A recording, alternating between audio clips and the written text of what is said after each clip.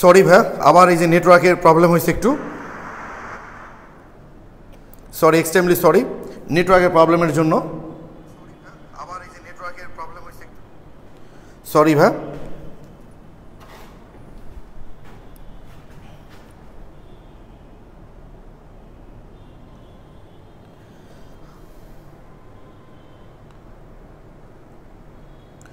Sorry, একটু wait করি, সবাই একটু জয়েন করুক, তাই না?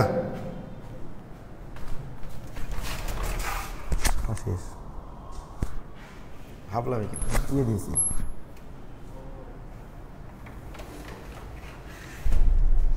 প্লিজ একটু ভাই, আর বেশিক্ষণ ক্লাস না, একদম শেষের দিকে চলে এসেছি আমরা ক্লাসের, একদম শেষের দিকে।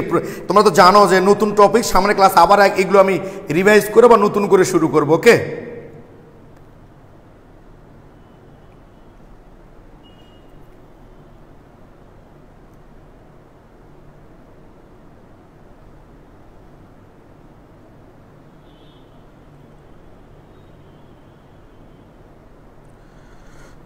ওকে প্লিজ তাহলে দেখো, প্লিজ দেখো, তাহলে আমরা একটা অন্তত শিখে গেলাম যে আলফা হাইড্রোজেনযুক্ত কার্বনিল যৌগ যেগুলো থাকবে তারা আসলে টটোমারিতা প্রদর্শন করবে। এরকম যত তুমি আলফা হাইড্রোজেনযুক্ত কার্বনিল যৌগ পাবা সবই টটোমারিতা প্রদর্শন করবে। ওকে, আচ্ছা, এবার এর বাইরে তোমাদের এমসিকিউর জন্য কিছু উদাহরণ লাগবে ভাইয়া। সেটা হচ্ছে এই যে দেখো, CH3 CH2 N double bond O, ঠিক আছে, নাইট্রোসো যেটাকে বলি আমরা, নাইট্রোসো, নাইট্রোসো, ঠিক আছে। দেখো তো এটা মিলছে কিনা, দেখো এটা হচ্ছে X, এর সাথে হাইড্রোজেন আছে, এটা হলো Y, এর সাথে ডাবল বন্ড এই যে Z, মিলে গেছে কিন্তু আমি যে শর্তটা প্রথমে বললাম। এবার কি ঘটবে, জাস্ট কিচ্ছু না, হাইড্রোজেনটাকে শুধুমাত্র ওর কাছে পাঠাই দিবা, অর্থাৎ তাহলে এটা কেমন হবে দেখো তো, CH3 তাহলে CH ডাবল বন্ড NOH, এই যে হয়ে গেল।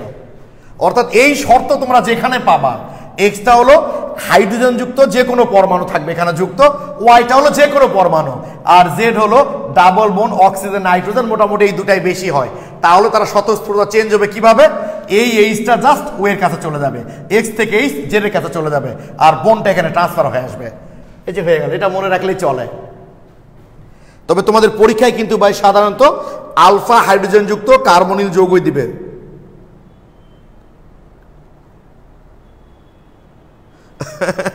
শোনো MM খান, আমি বলেছি যে মেন শর্ত এইটা, X Y double bond Z, এইটা যদি মিলে যায় কোথাও তাহলেই বুঝবা তারা টটোমারিতা প্রদর্শন করবে। এক্সটা হলো হাইড্রোজেন যুক্ত যে কোনো পরমাণু থাকবে, হাইড্রোজেন যুক্ত যে কোনো পরমাণু, মানে কোনো পরমাণু থাকবে সেই পরমাণুর সাথে হাইড্রোজেন থাকতে হবে। আমি ওয়াইটা বলেছি ওটা যে কোনো পরমাণু হতে পারে, যে কোনো পরমাণু, ওটা নিয়ে কোনো কন্ডিশন অ্যাপ্লাই করছি না আমি। আর জেডটা হচ্ছে অবশ্যই অক্সিজেন বা নাইট্রোজেন বা সালফার বা কার্বন, সাধারণত এই দুটাই বেশি থাকে, এইটা হলো আমাদের মূল শর্ত। আর তোমাদের ইন্টারমিডিয়েট পরীক্ষার জন্য আমি বলেছি সাধারণত ইন্টারমিডিয়েট পরীক্ষায় কার্বনিল যৌগগুলোই দেয়, তাই লিখে দিয়েছিলাম আলফা হাইড্রোজেন যুক্ত কার্বনিল যৌগ সময় টটোমারিতা প্রদর্শন করে। এখন মনে করো এই যে এইটা হলো কিটো গঠন, এটা হলো ইনল গঠন। তোমার পরীক্ষায় মনে করো কিটো না দিয়ে ইনলটা দিল, এইটা দিল মনে করো, দেখো ভাইয়া CH2 ডাবল বন্ড COH, এইটা দিয়ে তোমাকে বলা হলো যে এইটা টটোমারিতা প্রদর্শন করে কিনা, তাহলে কি করবা তুমি, উল্টাটা দিল, ইনলটা দিল। তাহলে সেক্ষেত্রে কি করে আমরা দেখব, দেখি ভাইয়া তো শর্ত বলে দিছে যে এক্স, তাহলে এটা এক্স, এর এক্স কি করে বুঝলাম, কারণ এর সাথে তো ডাবল বন্ড নাই, এর সাথে হাইড্রোজেন আছে। এই যে ওয়াই যে কোনো পরমাণু, তারপরে সে ডাবল বন্ড সি, এই যে দেখো উল্টাটা দিলে সি, এই যে দেখো মিলে গেছে, এক্স ওয়াই, এটা হলো জেড। এক্সটা হলো হাইড্রোজেন যুক্ত যে কোনো পরমাণু, ওয়াইটা হলো যে কোনো পরমাণু হতে পারে, তার সাথে ডাবল বন্ড থাকবে। এই ডাবল বন্ড জেড মানে এখানে কি থাকতে পারে, কার্বন, অক্সিজেন, নাইট্রোজেন, সালফার, অতএব এটাও টটোমারিতা প্রদর্শন করে। এভাবে উল্টাভাবে দিলেও যেন তোমাদের বুঝতে সুবিধা হয়, এই কারণে আমি এটা বললাম। বাট তোমাদের ইন্টারমিডিয়েট পরীক্ষায় কিন্তু সাধারণত আলফা হাইড্রোজেন যুক্ত কার্বনিল যৌগগুলি টটোমারিতা প্রদর্শন করে এটাই দিবে। বিউটানন 2 এর উদাহরণটা বুঝাই দিব, তাই তো? ওকে, বিউটানন 2 CH3 CO CH2 CH3। প্রথম কথা হচ্ছে এইটা আলফা হাইড্রোজেন যুক্ত কার্বনিল যৌগ, কারণ এই যে মূলক এটাও আলফা কার্বন, এটাও আলফা কার্বন, এখানেও হাইড্রোজেন আছে, এখানেও হাইড্রোজেন আছে, বাস সহজ কথা মিলে গেল। আবার ধরো এটাকে যদি আমরা এক্স ধরি, এটা ওয়াই, তাহলে এটা জেড, আবার এটাকেও এক্স ধরতে পারি, ওয়াই জেড। আমরা দেখতে পাচ্ছি এক্স থেকে হাইড্রোজেন সবসময় জেডের কাছে চলে যাচ্ছে, এক্স থেকে হাইড্রোজেন সবসময় জেডের কাছে চলে যাচ্ছে, তাহলে এই এক্স থেকেও যেতে পারে, এই এক্স থেকেও যেতে পারে, কিন্তু কোনটা তাহলে আমি পূরণ করব? অপশন দুটাই থাকবে তখন, যে আলফা হাইড্রোজেনে যে এক্স এর সাথে কম সংখ্যক হাইড্রোজেন থাকবে সেটা হবে মূল উৎপাদ, অর্থাৎ এইটা হবে মূল উৎপাদ। CH3 COH ডাবল বন্ড, এই এইচটা চলে যাবে, ডাবল বন্ড এখানে চলে আসবে, ডাবল বন্ড CH3। এইটা মূল উৎপাদ, এটাও কিছু পরিমাণ তৈরি হবে, বাট এইটা মূল উৎপাদ নয়। বলবা কেন ভাইয়া? কারণ এইটার চেয়ে ওটার স্থায়িত্ব বেশি। সেটা যখন আমরা অ্যালকিনের বিক্রিয়া করব তখন দেখবা যে এটার চেয়ে কেন এটার স্থায়িত্ব বেশি, তাই এটাই হচ্ছে প্রধান উৎপাদ। এখন কি বুঝতে পেরেছো কি না প্লিজ আমাকে একটু কমেন্টে জানাও তো ভাইয়া। ইনলটা কি ভাই বুঝতে পারো? ইনল হলো একই কার্বনের দ্বিবন্ধন এবং ওএইচ একসাথে থাকলে তাকে ইনল বলা হয়। ইনল বলা হয় এই কারণে অ্যালকিনের ইন আর অ্যালকোহলের অল, এই মিলেই হলো ভাই ইনল। ঠিক আছে, অ্যালকিনের ইন আর অ্যালকোহলের অল, এটা মিলেই হলো ইনঅল। ঠিক আছে, অ্যালকিনের ইন অ্যালকোহলের অল, এটা মিলেই হলো ইনঅল। তাহলে তোমরা আমাকে একটু কমেন্টে জানাও তো ভাইয়া, আমি এখন একটা যৌগ লিখব যে এই যৌগটা টটোমারিতা প্রদর্শন করবে কিনা।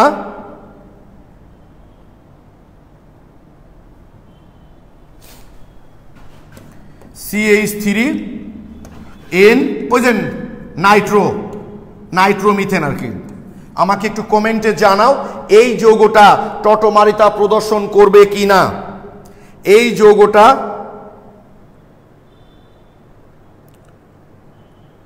প্লিজ, এই যৌগটা টটোমারিতা প্রদর্শন করবে কিনা আমাকে একটু কমেন্টে জানাও। তোমাদের ইন্টারমিডিয়েট পরীক্ষার জন্য আলফা হাইড্রোজেনযুক্ত কার্বনিল যৌগসমূহ টটোমারিতা প্রদর্শন করে, এইটুকুই এনাফ। বাট অ্যাডমিশন টেস্টে যখন যাবা এই জিনিসগুলো কাজে লাগবে। আমি তোমাদের যে টপিকসটা ইন্টারমিডিয়েটে আছে সিলেবাসে সেটা এমনভাবে পড়াচ্ছি যেন অ্যাডমিশন টেস্টে গিয়েও তোমাদের হয়ে যায়। না না না, মার্কনিমের সূত্র না বোকা, মার্কনিম তো জুট বিক্রিয়া ক্ষেত্রে প্রযোজ্য, যেখানে অপসারণ হচ্ছে। মার্কনিম না, সাইজেব বলতে পারো, সাইজেব বলতে পারো উপরেরটাতে। আচ্ছা, হৃদয় কর্মকার লিখেছ করবে, আর কেউ? শিয়া লিখেছ করবে, মাহিন করবে, MM খান করবে, থ্যাংক ইউ। তোমরা করবা কি, এই দুটো আগে আইডেন্টিফাই করবা, বুঝছো? ডাবল বোনটা মানে ওয়াই আর জেড, তাহলে ওয়াই জেড ডাবল বোন আছে আর এক্স এর সাথে তো হাইড্রোজেন আছে, অবশ্যই এটা হবে। তাহলে পরীক্ষায় যদি দেয় এটা ইনল গঠনটা কি হবে? খুব সহজ বিষয়, এই এক্স এর হাইড্রোজেনটা ও এর কাছে চলে যাবে, এক্স এর হাইড্রোজেন সবসময় জেড এর কাছে চলে যাবে, এক্স এর হাইড্রোজেন জেড এর কাছে চলে যাবে, গেলে CH2 হয়ে যাবে, ডাবল বন্ডে এখানে N, তারপর এর সাথে ওএইচ, আর এখানে যা আছে তা তো থাকবে, হয়ে গেল। খুব ইজি, কিন্তু যেটাই দিকটা কেন সহজেই করতে পারবা। এক্স থেকে সবসময় হাইড্রোজেনটা জেড এর কাছে পাঠাই দিবা আর ডাবল বন্ডটা এক্স আর ওয়াই এর মধ্যে করে দিবা, তাহলে হয়ে যাবে। যে কোনো যৌগ দিলে তোমরা এইভাবে টটোমারিতা নির্ণয় করতে পারবা। পরীক্ষায় তোমাদের এইটাই দিবে, আমি বললাম তো যে আলফা হাইড্রোজেন তো কার্বনিল যৌগটাই দিবে। আচ্ছা, তাহলে আরেকটা করো দেখি।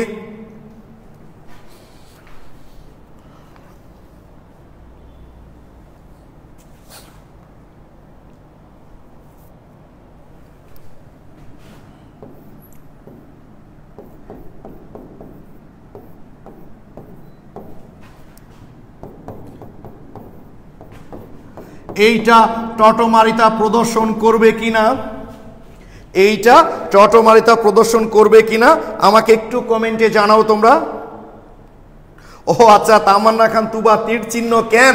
তোমরা নাইট্রো মূলকের গঠন জানো না, যে দুটা ও এর মধ্যে একটা অক্সিজেন নাইট্রোজেনের সাথে সন্নিবেশ বন্ধন গঠন করে, এটাই হলো নাইট্রো মূলকের অরিজিনাল গঠন। যে একটার সাথে ডাবল সমযোজী বন্ধন থাকে আর একটার সাথে থাকে এই যে সন্নিবেশ বন্ধন। এটা তো তোমরা ওই রাসায়নিক বন্ধন চ্যাপ্টারতেও পড়েছিলা। এইটা টটোমারিতা প্রদর্শন করবে কিনা? থ্যাংক ইউ, সবাই লিখেছ নো। Thank you so much.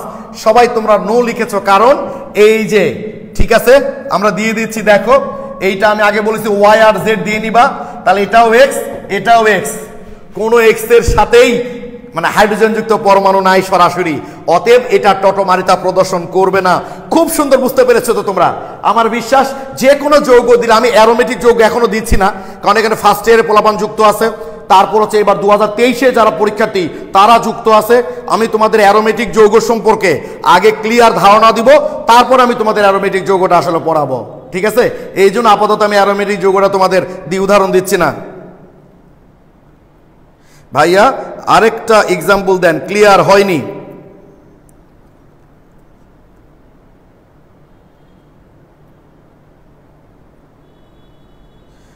ও আরো উদাহরণ দিব, ক্লিয়ার হয় নাই।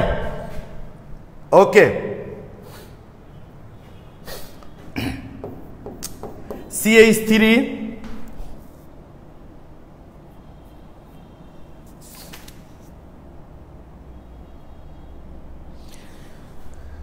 CH2 CH double bond NH, বলো এটা টটোমারিতা প্রদর্শন করবে কিনা? এটা টটোমারিতা প্রদর্শন করবে কিনা বলো একটু। খেয়াল করো, তোমাদেরকে আমি বলেছি ডাবল বন্ড দেখলেই তোমরা কি করবা, এটা ওয়াই এটা জেড, এদের মধ্যে ডাবল বন্ড আছে, আর এটা তাহলে এক্স, এর সঙ্গে হাইড্রোজেন আছে অবশ্যই।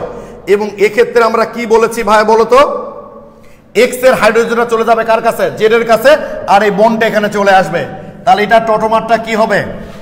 CH3 CH double bond NH NH2, এই তো হয়ে গেল।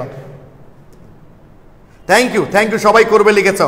এই তো মোটামুটি আমরা তাহলে ফাইনালে কি দাঁড়ালো? ফাইনাল দাঁড়ালো আমরা এরকম কোন যৌগ যদি দেখি, এই যে কিরকম দাঁড়াও, এই যে এক্স ওয়াই জেড, এক্সটা হলো হাইড্রোজেন পরমাণু, যে কোনো পরমাণু, ওয়াইটা হলো যে কোনো পরমাণু, আর জেডটা হলো অক্সিজেন নাইট্রোজেন সালফার বা কার্বন। এদের মধ্যে এই ফিগার যদি কোনো যৌগ থাকে তাহলে নিশ্চিত থাকবে তারা টটোমারিতা প্রদর্শন করবে। এটা হলো ওভারঅল কথাবার্তা। আর শুধু ইন্টারমিডিয়েট ক্ষেত্রে তোমাদের পরীক্ষায় 99% কনফার্ম থেকো যে আলফা হাইড্রোজেন যুক্ত কার্বনিল যৌগগুলোই টটোমারিতা, এটা মনে রাখলেও চলবে, কারণ তোমাদের সেই যৌগগুলাই পরীক্ষায় দিবে যেগুলো কার্বনিল এবং আলফা হাইড্রোজেন যুক্ত। আর আলফা হাইড্রোজেন জিনিসটা কি বলে দিলাম, যে মূলকের সঙ্গে যে কার্বন থাকে সেটা আলফা কার্বন, আর তার সঙ্গে হাইড্রোজেন থাকলে সেটা আলফা হাইড্রোজেন হবে। ওকে, আচ্ছা এবার একটা MCQ দেখি আমরা, দাঁড়াও। দেখো গতদিন একটু দেখিয়েছিলাম আমি,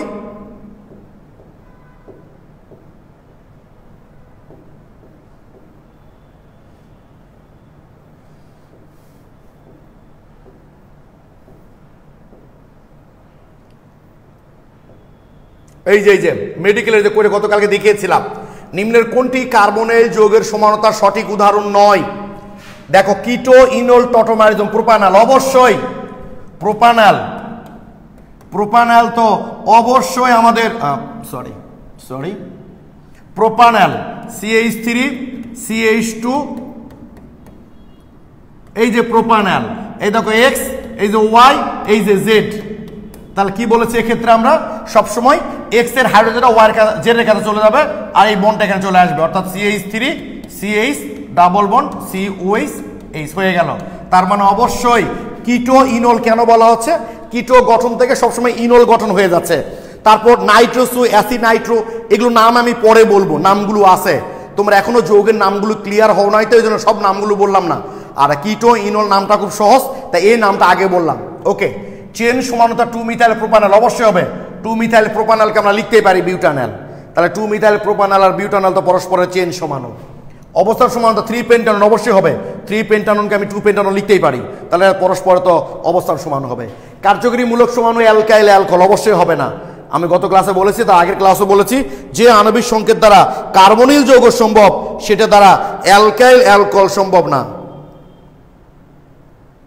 ওকে, তা আমার বিশ্বাস তোমরা মোটামুটি একটা ধারণা পেয়েছো ভাইয়া, কি মোটামুটি ধারণা পেয়েছো?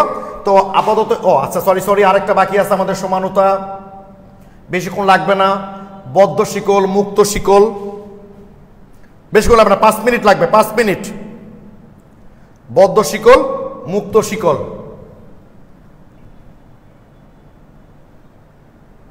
রিং চেন যেটা বলছি আমরা, বদ্ধ শিকল মুক্ত শিকল। দেখো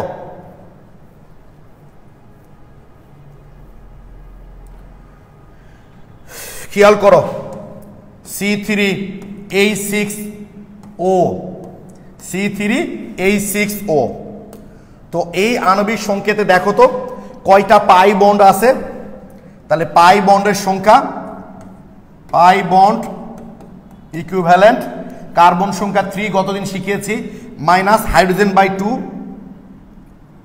মানে হচ্ছে 6/2, নাইট্রোজেন তো নাই, প্লাস 1, তার মানে একটা পাই বন্ড আছে। তাহলে একটা যদি আচ্ছা এই দাঁড়ো এটা না লিখি,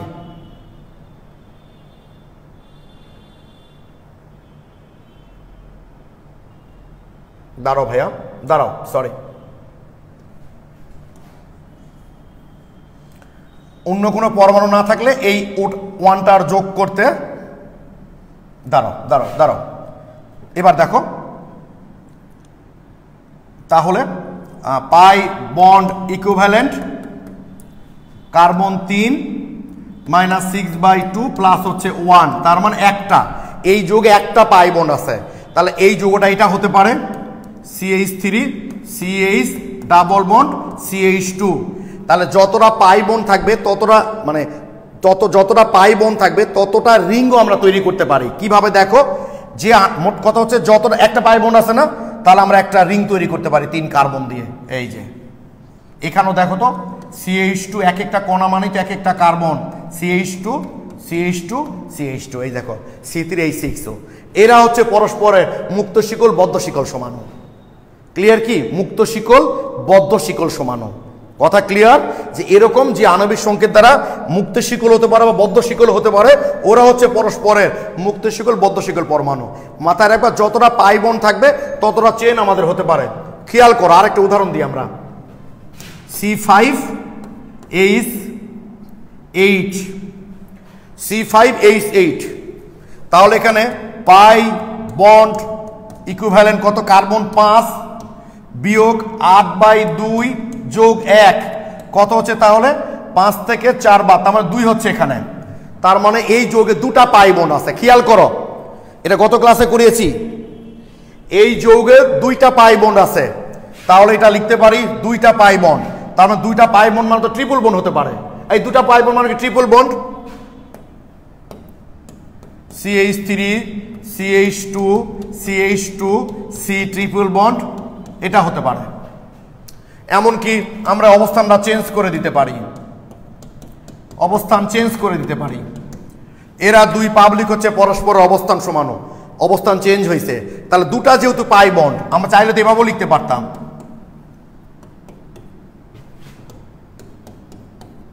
এটাও লিখতে পারতাম। এই যে 2 2 4, ও এখানে হাইড্রোজেন হবে, তাই তো 2 2 4 3 7, এটাও লিখতে পারতাম। দুটা পাই বন্ড, এই যে দুটা পাই বন্ড দেখিয়েছি, এমনকি এটাও লিখতে পারতাম।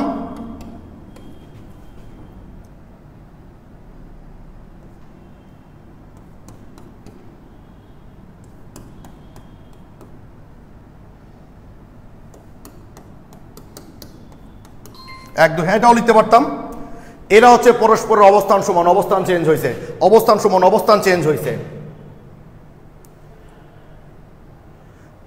5 কার্বন না,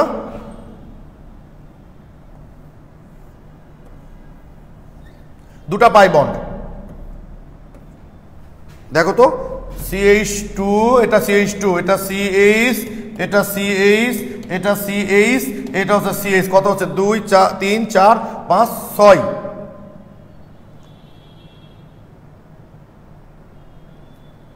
তাহলে 2 3 4 5 6 হবে না, তাহলে পাই বন্ড একটা হবে না। ঠিক আছে, ওকে। CH2 CH2 2 2 4 5 6 7 8। এই যে আবার এরকমও করতে পারতাম আমরা, CH2 C CH CH2 CH3, তাহলে দেখো তো 1 2 1 3 2 5 3 8 এরকম হতে পারে। অর্থাৎ এই যে দেখো ভাই এরকম মুক্ত শিকল বদ্ধ শিকল তৈরি হচ্ছে একই সমানুদে, এদেরকে আমরা মুক্ত শিকল বদ্ধ শিকল সমানু বলে থাকি। ওকে, এদেরকে আমরা মুক্ত শিকল বদ্ধ শিকল সমানু বলে থাকি। অর্থাৎ একই যৌগ যদি মুক্ত শিকল হয় আবার বদ্ধ শিকল হয় তাহলে মুক্ত শিকল বদ্ধ শিকল সমানু আমরা বলে থাকতে পারি। আবার দেখো আমরা দুটা চক্র কেন বললাম, এখানে দেখো দুটা পাই বন্ড দুটা চক্র, এই যে দুটো আলাদা চক্র না, 1 2 3 4 CH3, বাকিগুলো হাইড্রোজেন দিয়ে দিবা। ওকে, দুটা পাই বন্ড দুটা চক্র হতে পারে। এই যে এখানে হচ্ছে CH, এখানে হচ্ছে CH2, এখানে হচ্ছে CH, এখানে হচ্ছে CH, তাহলে 3 4 5 6 7 1 8 এই হতে পারে দুটো আলাদা চক্র। অর্থাৎ মাথায় রাখবা একই আণবিক সংকেত দিয়ে যদি এরকম মুক্ত শিকল বদ্ধ শিকল চক্র গঠনটা বোঝনি না, আচ্ছা ঠিক আছে ছোট দিয়ে তাহলে দেখায়, ছোট্ট দিয়ে দেখায় তাহলে প্রবলেমটা হবে না। C4H8, নাও বুঝতেই পারছো এটা একটা অ্যালকিন, আমার আর বের করা লাগবে না, এটা একটা অ্যালকিন মানে butene. CH3 CH2 CH double bond CH2, এই যে বিউটিন। তাহলে বিউটিন 1 হতে পারে, বিউটিন 2 হতে পারে, বিউটিন 1 আর বিউটিন 2 পরস্পর অবস্থান সমানু, বাট এটাতে একটা চক্র হতে পারে। যতটা পাই বন্ড থাকে ততটা চক্র সম্ভব আমি বললাম। তো আচ্ছা ওই কথাটা বাদ দাও, তাহলে 4 কার্বন যুক্ত একটা চক্র আমরা তৈরি করতে পারি। এই যে বুঝুনি, এই যে এক একটা কণা মানে এক একটা কার্বন, কার্বন দিলাম আর কয় হাত থাকা আছে, 1 হাত আর 2 হাত তো লেগে আছে, তাহলে আর 2টা হাত থাকা মানে 2টা হাইড্রোজেন, 1 হাত 1 হাত লেগে আছে তো, আর 2 হাত থাকা মানে 2টা হাইড্রোজেন, 2 হাত থাকা মানে 2টা হাইড্রোজেন, 2 হাত থাকা মানে 2টা হাইড্রোজেন, তাহলে মোট হাইড্রোজেন দেখো 8টা, কার্বন 4টা। অর্থাৎ এই যে এই দুটা সমানুকে পরস্পরে কি সমানু বলবো আমরা, এরা হচ্ছে মুক্ত শিকল বদ্ধ শিকল সমানু। এখন কি ক্লিয়ার হয়েছে ভাইয়া? তানভীর মডেল হিসেবে বুঝিনি না, মানে চক্র করতে সমস্যা আছে। ওকে, বুঝতে পারছি। ও বিজু বুঝি না, আচ্ছা ঠিক আছে, বেশি জটিল চক্র দিকে না যায় তাহলেই বুঝবা। এই যে এটাতে দেখালাম, এখন বুঝতে পারছো কিনা বলো। অর্থাৎ মাথায় রাখবা যতটা পাই বন্ড থাকবে ততটা চক্র সম্ভব, সহজ কথা। যতটা পাই বন্ড থাকে, অর্থাৎ শোনো এখন কি পাই বন্ধন দুটি, তার মানে কি কি হতে পারে জানো? দুটি পাই বন্ড তার মানে দুটি দ্বিবন্ধন, এটা হতে পারে। দুটা পাই বন্ড মানে কি? দুটা দ্বিবন্ধন, একটি ত্রিবন্ধন। কোন যৌগে দুটা পাই বন্ড তার মানে দুটা দ্বিবন্ধন, তাহলে একটি ত্রিবন্ধন হতে পারে। তারপর কি হতে পারে? একটি চক্র, একটি চক্র, একটি পাই বন্ধন, একটি চক্র একটি পাই বন্ধন, অথবা দুটি চক্র। এগুলো হচ্ছে শর্ত। যতটা পাই বন্ধ, ধরো পাই বন্ধ 3টা, তার মানে 3টা দ্বিবন্ধন হতে পারে। পাই বন্ধ 3টা তার মানে একটা দ্বিবন্ধন একটা ত্রিবন্ধন হতে পারে। এগুলো হতে পারে, তোমরা আস্তে আস্তে শিখবে এগুলো। জাস্ট আমি লিখে দিলাম যে এখানে আমার পাই বন্ড একটা আছে, তার মানে একটা পাই বন্ধন যৌগ আর একটা চক্র হবে। এগুলো আরো ভিতরে তোমরা পরে শিখবা, অসুবিধা নাই। একটু জটিলের মধ্যে চলে গেলাম বোধ হয়। আচ্ছা অধিকার যেও না, অত দূর যেও না, আপাতত এটা তার যেও না, এটা আমি অন্যদিন আলোচনা, অধিকার যেও না। জাস্ট খেলে এইটা মনে রেখো, এই যে দেখো CH3 CH double bond CH2, আমরা অ্যারোমেটিক যৌগ যখন পড়বো ভাই বুঝছো, তখন চক্র তৈরি করা শিখবো, তখন তোমরা ক্লিয়ার হবা। এই যেটা হলো প্রোপিন, আবার এটা দিয়ে একটা পাই বন্ড আছে, তার মানে একটা চক্র সম্ভব। তার মানে এরা পরস্পরের কি সমান হবে? এরা পরস্পরের বদ্ধ শিকল মুক্ত শিকল সমান। মানে যতটা পাই বন্ড থাকে জানো, যতটা পাই বন্ড থাকে ততটা চক্র সম্ভব। আপাতত এই কথাটুকু মনে রেখো, অ্যারোমেটিক যৌগ যখন আমরা পড়াবো তখন এটা আরো ক্লিয়ার হয়ে যাবে। তাহলে আপাতত আজকে আমরা গাঠনিক সমানুতা শেষ করে ফেললাম। ওকে, এর মধ্যে কোনো প্রবলেম, চক্র তৈরি করে আপাতত চিন্তা করো না, চক্র কিভাবে তৈরি করছে ওটা চিন্তা করো না। আপাতত এইটা চিন্তা করো যে যেটা দিয়ে অ্যালকিন সম্ভব সেটা দ্বারা এখন চাকরিক যৌগ সম্ভব। এবং এই যে চক্র এবং অ্যালকিন যে হচ্ছে এরা পরস্পরের বদ্ধ শিকল মুক্ত শিকল সমানু। তো আর এটা নিয়ে আমরা যাচ্ছি না, সামনে ক্লাসটা হয়তো আগামী রবিবার দিন হবে, সেদিন আরো বিস্তারিত আলোচনা করব আমরা। ওকে, আপাতত গাঠনিক সমানুতা আজকে আমি শেষ করলাম। সামনে ক্লাসে তোমাদের প্রবলেম সলভ করে নতুন স্টেরিও সমানতা শুরু করব। সবাই ভালো থেকো, সুস্থ থেকো, সবার জন্য শুভকামনা রইল। আসসালামু আলাইকুম।